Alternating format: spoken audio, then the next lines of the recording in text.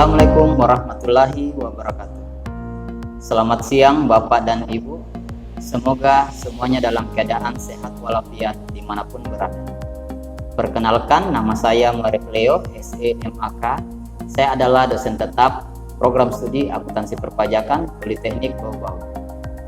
Perjalanan karir saya sebagai dosen dimulai sejak ditetapkannya surat keputusan Yayasan Kesehatan Nasional Bau-Bau tahun 2019. Adapun riwayat pendidikan saya menempuh S1 pada program studi akuntansi pada Fakultas Ekonomi dan Bisnis Universitas Muslim Indonesia pada tahun 2019 sampai tahun 2013.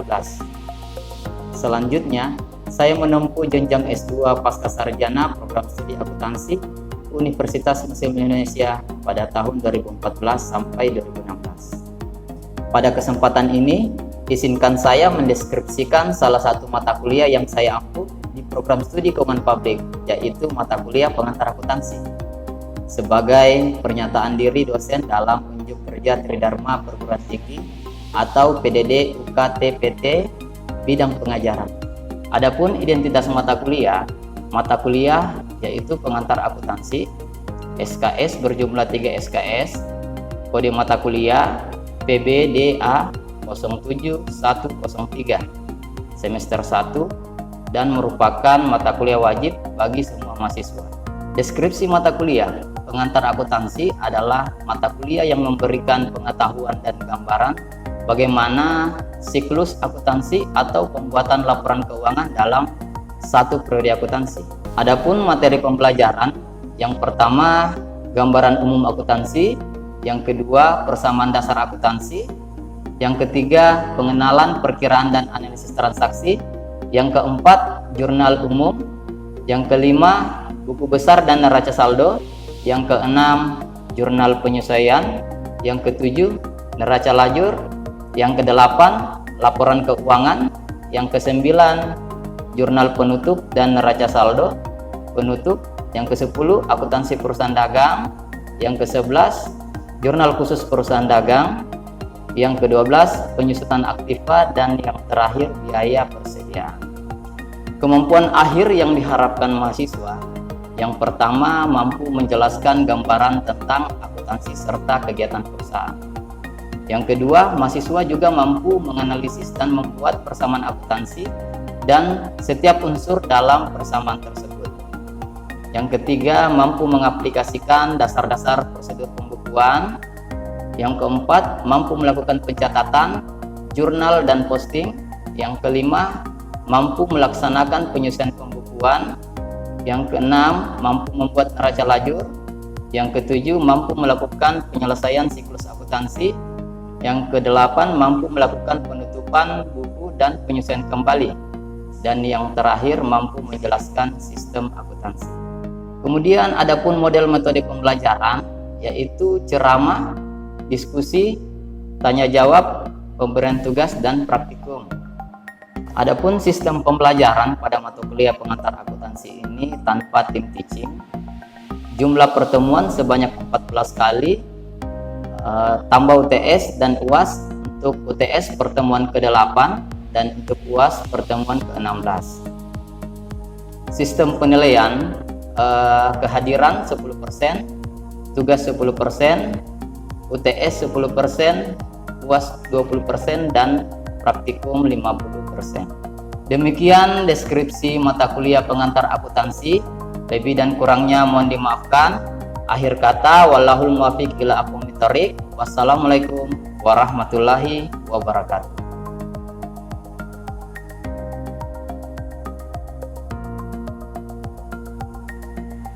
Assalamualaikum warahmatullahi wabarakatuh.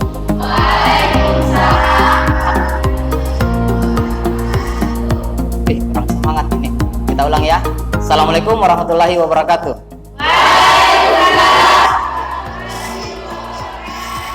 Bagaimana kabarnya semua adik-adik? Baik, sekarang kita masuk ke pertemuan kedua ya. Tapi sebelum kita masuk ke materi, saya ingin bertanya dulu terkait tentang materi pertemuan pada minggu pertama ya, minggu lalu. Ya, ada yang masih ingat terkait tentang gambaran umum akuntansi? Masih ingat tidak? Ya. Apa itu pengertian dari akuntansi? Ya, silakan, Subran. Ayo. Terima kasih atas memberi kesempatan kepada saya. Saya akan menjawab pertanyaan dari Bapak mengenai apa itu akuntansi. Akuntansi adalah proses yang mengidentifikasi, mengukur, dan melaporkan informasi tersebut ekonomi untuk memungkinkan adanya penilaian dan keputusan yang jelas dan tegas bagi mereka yang menggunakan informasi tersebut. Terima kasih. Itu jawaban dari saya. Baik, saya kira bagus ya jawaban dari temannya Subran. Saya anggap materi minggu lalu itu semua dipahami ya. Nah, sekarang kita masuk ke materi pada pertemuan kedua pada hari ini, yaitu terkait persamaan dasar akuntansi dan transaksi perusahaan jasa. Jadi adapun materi pembelajaran, yang pertama pengertian persamaan dasar akuntansi ya, yang kedua kegunaan persamaan dasar akuntansi, ketiga transaksi keuangan dan persamaan akuntansi, yang keempat pengertian transaksi perusahaan jasa, yang kelima langkah-langkah yang dikenal sebagai siklus akuntansi, dan yang terakhir ciri-ciri dan karakteristik perusahaan jasa.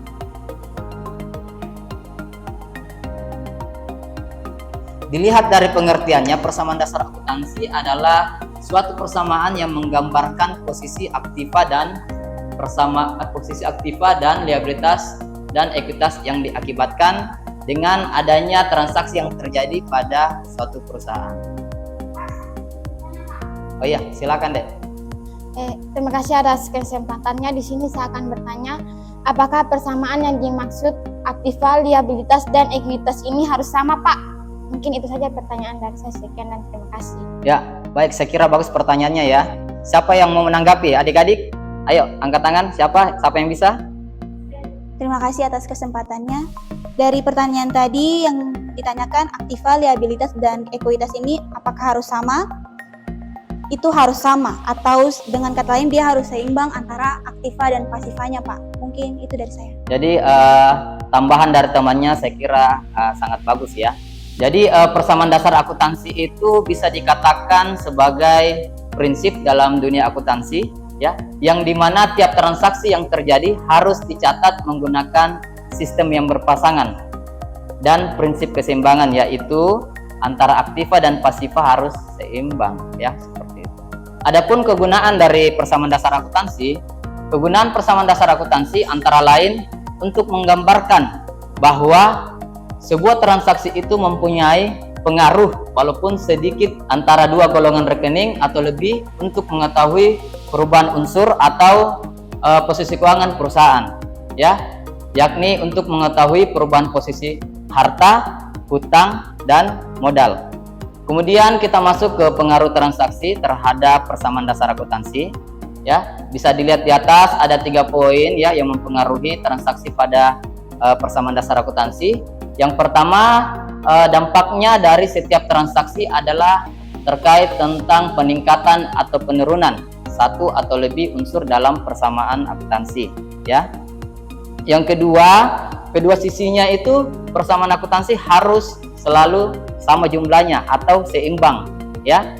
Nah, yang ketiga, modal atau ekuitas pemilik dapat bertambah ya, dipengaruhi oleh investasi awal pemilik dan saat memperoleh pendapatan ya, serta dapat berkurang jika dipengaruhi oleh penarikan oleh pemilik atau biasa disebut akun pref ya, yang ditarik oleh pemilik dan membayar beban. Ya, adapun rumus persamaan dasar akuntansi ya, yang pertama aktiva sama dengan hutang dan modal. Jadi untuk menyeimbangkan kedua ini antara aktiva dan pasifa, hutang ditambah modal dulu ya, harus ditotalkan baru sama dengan aktiva. Nah, bisa dilihat pada contoh soal di atas ya. Pada tanggal 1 Juni pemilik perusahaan PT Turatea menyetorkan uang senilai 5 juta dan peralatan 2.500.000 serta perlengkapan sebesar 1.200.000 ya. Kemudian pada tanggal 7 Juni perusahaan membeli sebuah peralatan secara tunai dengan harga 2.750.000. Nah, kemudian pada tanggal 15 Juni perusahaan ini menerima pendapatan sebesar 1.050.000 500. Nah, jadi dari soal di atas atau transaksi pada perusahaan PT Turatea ini, ada yang bisa menganalisa? Ya, coba Ratna, silakan. Dari contoh soal tadi, menurut analisa saya, pada tanggal 1 Juni, harta bertambah yaitu kas, peralatan, perlengkapan pada modal.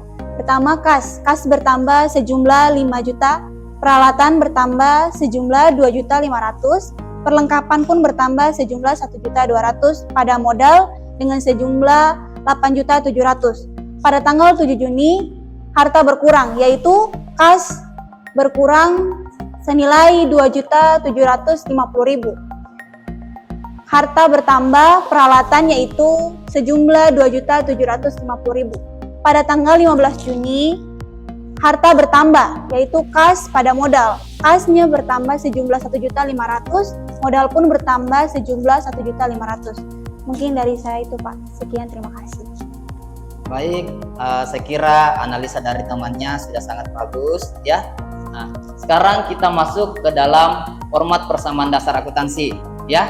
Nah, sesuai yang dia jelaskan tadi temannya, bahwa pada tanggal 1 Juni kas yang bertambah ya pada posisi aktiva sebesar 5 juta, perlengkapan 1.200.000 dan peralatan 2.500.000. Dan di pasiva modalnya bertambah senilai total dari harta yang bertambah tadi, yaitu kas, perlengkapan, peralatan, yaitu 8.700.000 di posisi pasiva atau modal.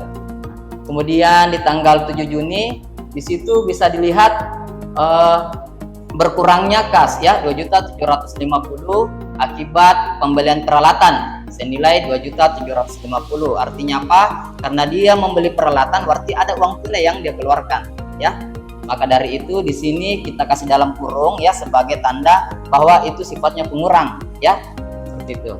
Nah, kemudian kita totalkan. Jadi total kas sampai pada tanggal 7 Juni yaitu 2.250.000, perlengkapan 1.200.000 ya, peralatan 5.250.000 dan modal 8.700.000.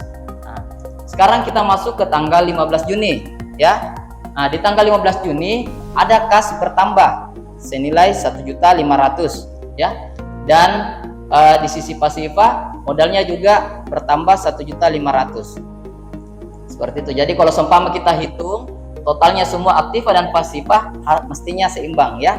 Bisa dilihat dari jumlah atau saldo terakhir dari 15 Juni kita totalkan untuk kas 3.750.000, perlengkapan 1.200.000 dan peralatan 5.250.000. Nah, jadi untuk sisi aktiva ini jika kita tambahkan dari ketiga komponen tadi, dari 3 akun tadi, kas, perlengkapan dan peralatan, jumlahnya 10.200.000 ya. Nah, sekarang kita lihat di sisi pasiva ya. Di sisi pasiva itu modalnya bertambah ya, mulai dari tanggal 1 Juni kemudian ditambah dengan 15 Juni 1.500.000, totalnya 10.200.000. Jadi bisa dilihat di sini terjadi keseimbangan akibat dari transaksi-transaksi yang terjadi pada perusahaan PT Turatea. Kemudian kita masuk ke transaksi keuangan dan persamaan akuntansi.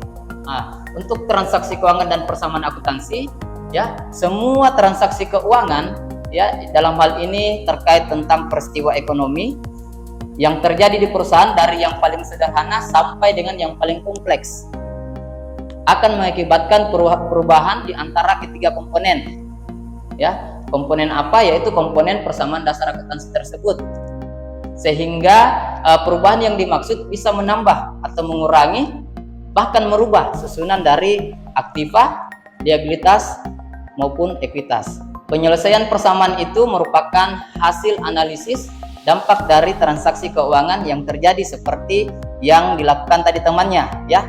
Jadi itu contoh kecil cara menganalisis transaksi-transaksi yang terjadi pada suatu perusahaan.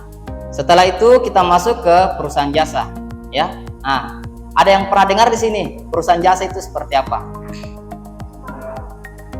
Yang belum dulu, coba Hikmah. Baik, terima kasih atas waktu yang diberikan kepada saya. Menurut saya, perusahaan jasa adalah perusahaan yang menawarkan jasa atau keahlian. Sekian dari saya, terima kasih. Ya, jadi jawaban dari Hikmah, dia menjawab perusahaan jasa adalah perusahaan yang menawarkan jasa atau keahlian. Ya, saya kira sudah bagus, sudah tepat. Ya, tapi kalau seumpama lebih lengkapnya lagi, bisa dilihat dari pengertian di atas. Perusahaan jasa adalah unit bisnis yang kegiatannya menghasilkan produk. Ya, produknya apa? Produk berupa jasa, seperti itu. Nah, kalau perusahaan dagang, dia produknya mungkin berupa barang-barang, ya. Nah, tapi kalau di perusahaan jasa, dia produknya dalam bentuk tidak berwujud, seperti keahlian, ya, seperti itu.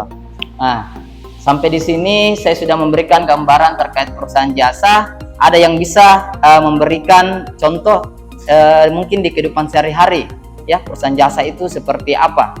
Ada yang bisa? Ya, Iis, silakan. Baik, terima kasih atas kesempatan yang diberikan kepada saya. Contoh perusahaan jasa yaitu Maxim dan Grab. Sekian dari saya.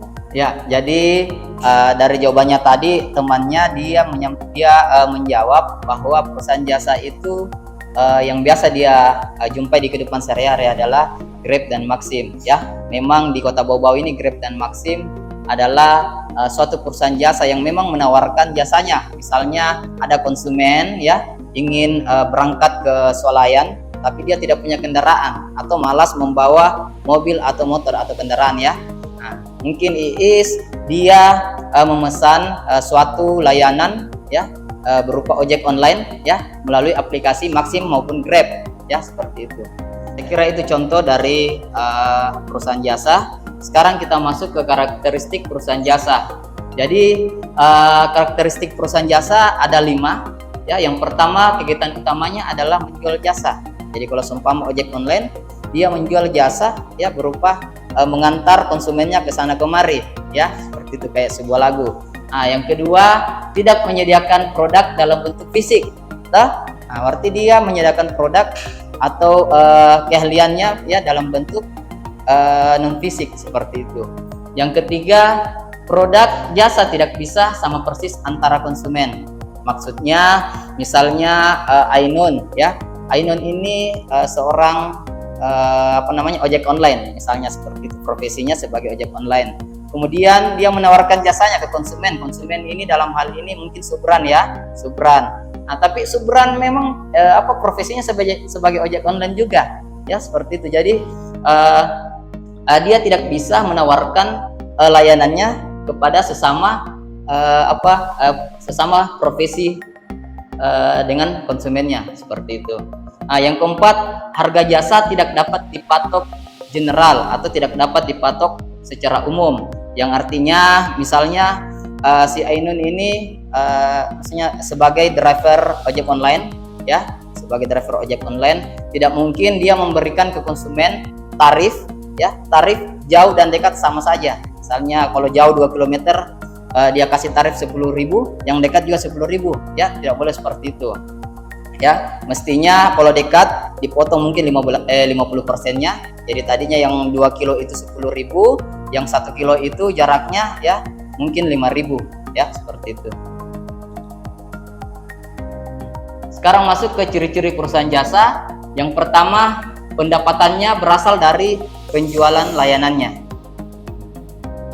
Yang kedua, dalam proses menghasilkan layanan dapat atau tidak memerlukan bantuan dari produk fisik. Yang artinya apa? Yang artinya dalam menghasilkan layanan bisa juga tanpa produk fisik, seperti itu. Menghasilkan dengan produk fisik, maksudnya seperti itu. Misalnya ada konsumen, ya, yang memesan jasanya Ainun untuk membelikan produk, ya, misalnya pizza, ya, seperti itu. Kemudian Ainun pergi di toko pizza dan membawakan ke konsumen, maksudnya seperti itu. Yang kelima, jasa yang dihasilkan tidak dapat disimpan, jadi setelah dibeli penggunaannya akan segera digunakan, seperti itu. Jadi ketika dia ingin menikmati layanan tersebut, ya, langsung dia bayar uang tunai, seperti itu.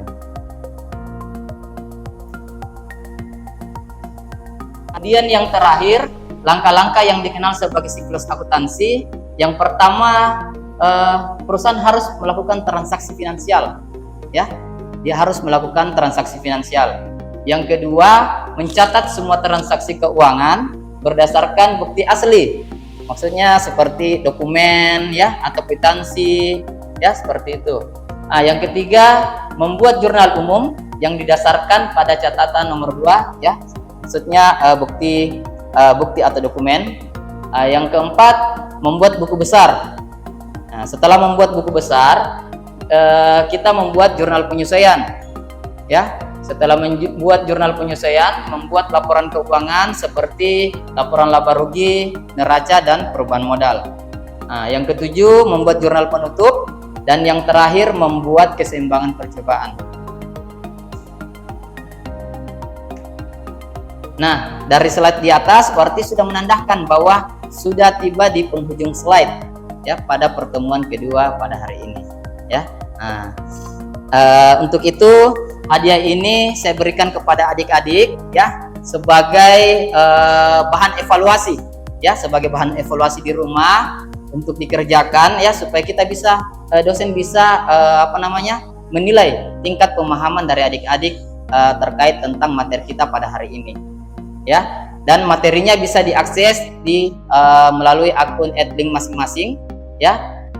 Bisa dilihat di situ nanti pengerjaannya individu-individu, ya, atau perorangan.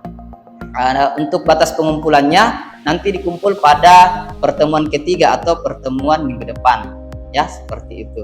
Jadi sebelum saya tutup pertemuan kita pada hari ini, nanti absennya melalui akun Siakat, ya, seperti itu. Nah, kalaupun tidak ada yang ingin ditanyakan, saya kira cukup sekian dan terima kasih atas perhatiannya pada hari ini. Saya akhiri dengan ucapan wallahul muwaffiq ila aqwamit thoriq. Wassalamualaikum warahmatullahi wabarakatuh. Waalaikumsalam.